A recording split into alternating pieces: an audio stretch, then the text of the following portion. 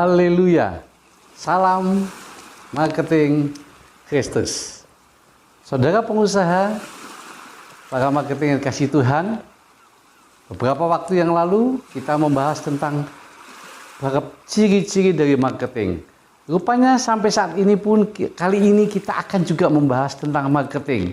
Dan marketing pada kali ini kami kasih judul adalah marketing pasir. Saudara pengusaha, pemirsa yang dikasihi Tuhan, kita akan sama-sama lihat di dalam Matius 7 ayat 24 sampai dengan 27. Kita tahu cerita ini, bagaimana Yesus memberikan perumpamaan kepada orang yang mendirikan bangunan di atas pasir. Kalau kita aplikasikan ke dunia marketing, maka kita akan tahu bahwa sebagai seorang marketing biasanya selalu ingin mengharapkan omset yang bagus, selalu ingin menghasilkan omset yang mencapai target. Dan tidak salah kalau itu terjadi, karena memang itu tuntutan daripada perusahaannya. Namun kita akan lihat sama-sama bahwa di dalam perusahaan ada beberapa karakter marketing. Dan sesuai dengan tema, kita akan membahas ciri-ciri dari marketing pasir. Kita akan lihat marketing pasir, ciri-cirinya apa saja. Yaitu yang pertama adalah bekerja tidak sesuai aturan dan prinsip daripada ilmu marketing yang ada.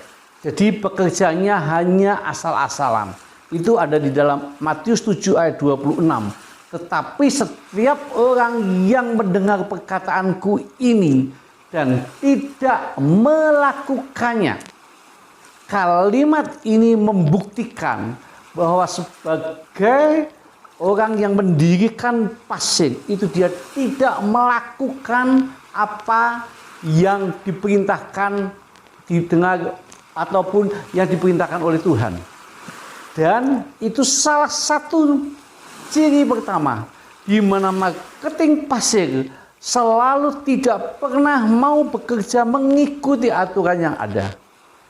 Bahkan membaca buku marketing tentang salesmanship, tentang manajemen itu pun tidak mau. Mereka kalau disuruh membaca seperti itu, buat dia itu hanya hal-hal yang buang-buang waktu saja. Dan tipe ciri-ciri orang yang seperti itu berarti orang tersebut merupakan marketing pasir. Dia bekerja hanya asal-asalan, tidak pernah mau mengikuti aturan dari perusahaan, tidak pernah mau mengikuti aturan daripada manajemen. Semuanya hanya serba instan. Dan tipe seperti ini, maka kita akan lihat hasilnya. Karena kita sudah tahu hasilnya bagaimana pada saat perumpamaan itu terjadi, maka pada saat dia mendirikan bangunan ditimpa dengan diterjang oleh badai, maka robohlah. Artinya tipe marketing pasir yang bekerja asal-asalan ini, dia tidak akan pernah bisa sukses, dia tidak akan pernah bisa kokoh.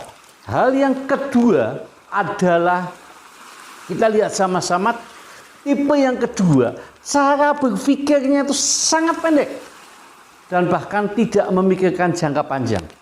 Matius 7 ayat 26.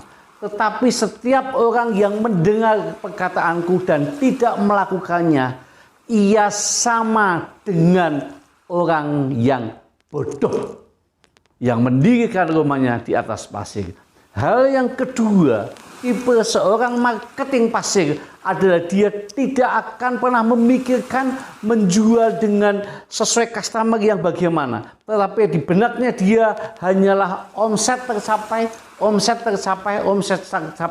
dengan cara yang terkadang tidak baik. Bahkan terkadang aturan perusahaan ditabrak oleh dia.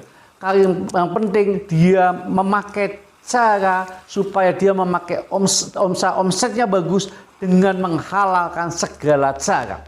Ini tindakan-tindakan marketing pasir yang dapat saya katakan adalah tindakan yang sangat bodoh.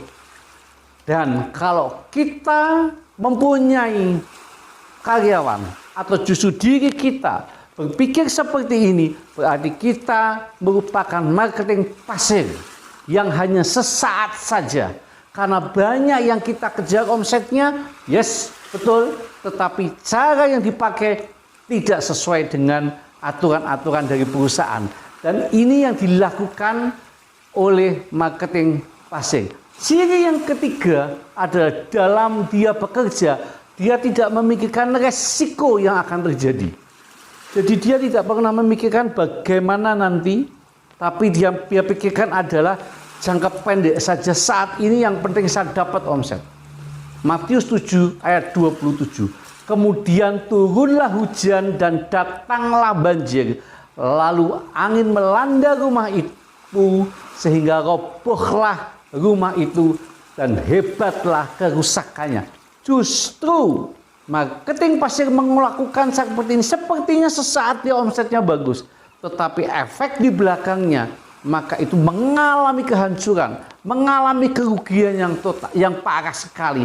Jadi kalau kita melihat hal seperti ini, karakter yang marketing pasif ini sangat tidak berkenan di dunia marketing. Dan ini bisa merugikan perusahaan dan bahkan bisa merugikan dirinya sendiri. Banyak sekali orang yang bekerja seperti ini. Jangan saudara pikir bahwa semua pekerja baik-baik. Tidak, di dalam perusahaan pasti akan ada terjadi satu marketing pasif yang bekerja tipikal seperti ini. Dan kalau orang seperti ini, kita mesti upgrade kembali buat dia. Kita mesti bimbing dia kembali untuk supaya dia bisa benar-benar bekerja sesuai aturan daripada perusahaan. Dan akhirnya hal seperti ini yang dilakukan, efeknya bahkan bisa terjadi manipulasi. Manipulasi dari apa? Keuangan, manipulasi dari omset, yang omsetnya hanya pindah gudang dari gudang satu ke gudang yang lain. Pokoknya yang penting omset ini kita mencapai selesai. Dia tidak pernah memikirkan untuk jangka panjangnya.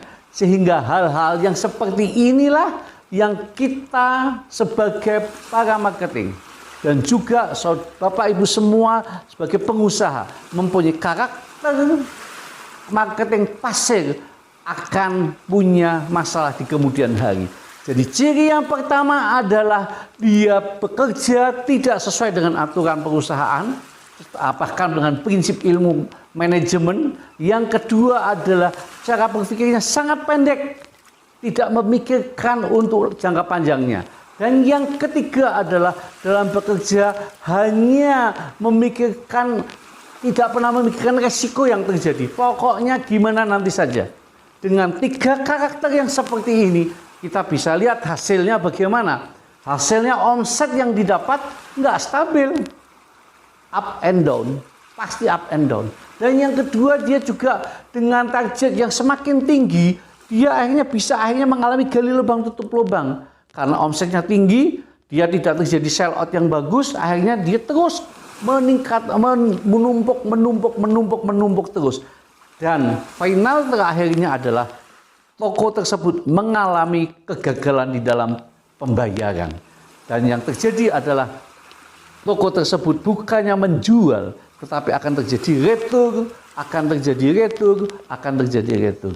Kiranya tiga karakter marketing pasif ini menjadi pemikiran buat kita semuanya. Mari mulai sekarang apabila kita mempunyai karakter seperti marketing pasif, maka kita harus ubah. Menjadi karakter apa? Menjadi marketing apa? Diubahlah menjadi marketing batu. Dan saudara akan melihat ciri-ciri marketing batu di minggu depan. Kita akan lihat sama-sama bagaimana karakter marketing batu. Dan itu hasilnya sangat-sangat berbeda sekali, sangat-sangat bertentangan dengan yang marketing pasif. Kalau marketing pasif hasilnya adalah mengalami satu kerugian, tapi marketing batu hasilnya berbeda. Itu sebabnya buat para pengusaha dan para marketing, kalau sudah menonton, melihat, mengikuti link ini, mari minggu depan saudara bisa mengikuti lagi dengan judul yang berbeda, yaitu Marketing Batu. Tuhan Yesus memberkati. Salam Marketing Kristus.